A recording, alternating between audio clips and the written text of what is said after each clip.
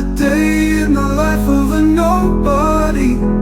A day in the life of a nobody. So I do have other male friends, of course, but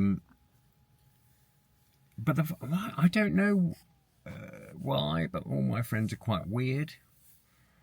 They're not sort of straightforward, but then I suppose that probably makes sense if you look at it. But we even have we started it in lockdown, a sort of group therapy sort of thing that we do, which is called the Music Appreciation Gang, of which about 4 people have left in a huff over the time.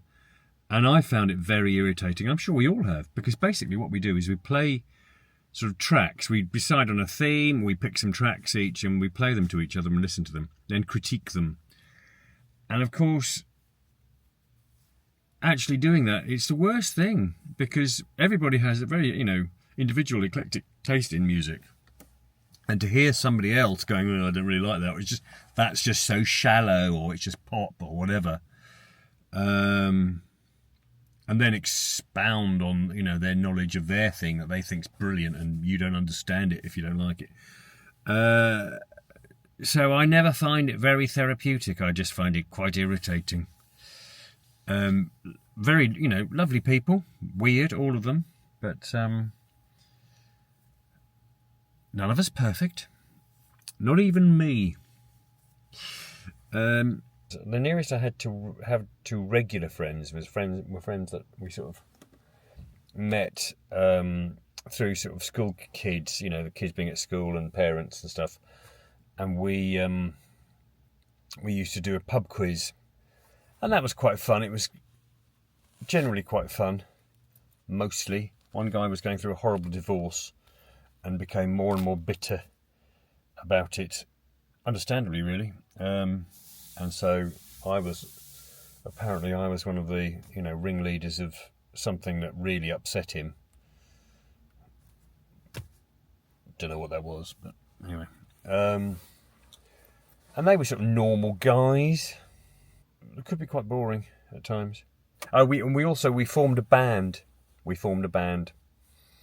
Instigated by me and the guy that ended up thinking I was a ringleader of some sort of plot against him. We formed a band, and then we had a kind of point where the band split to become two smaller bands. Again, mainly because they were sort of normal guys who did regular jobs. So one guy just never practiced until we got to rehearsing, and then he did his practice while we all stood there going, what should we do while you're doing that? So not really a team player, and had no sort of concept of that.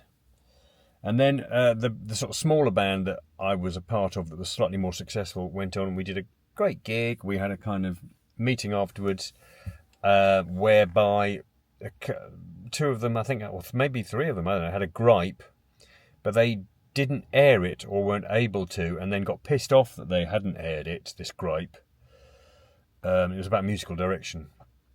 Then the next practice I couldn't go to, so they practiced the stuff they wanted to play. I took the piss out of them for not practicing the stuff that we'd agreed to play. And then that was it. We split up. Musical differences is always the way, isn't it? But to be honest, it was a relief in the long run, because some of them I would never want to see again anyway. They weren't that nice. There's one guy I liked. Ian, if you're listening, it's you. I like you. The rest of them, really, I couldn't have given a monkey about. So there's also the very, obvious thing about, and it's the cliched thing of men don't talk to their wives, men don't talk, men don't keep up friendships in the same way, and all of that I am guilty of to an extent.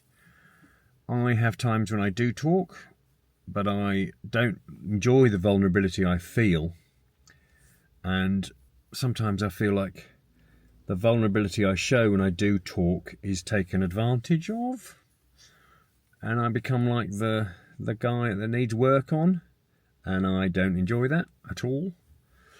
I saw a good Bill Burr sketch where he said, my wife is the finished thing, the finished article. I am work in progress, it seems. And I very much feel like that. I'm work in progress at times, and I slightly resent that. I don't really believe in like a best friend, or, you know, I don't have the trust for that. I don't trust anybody enough.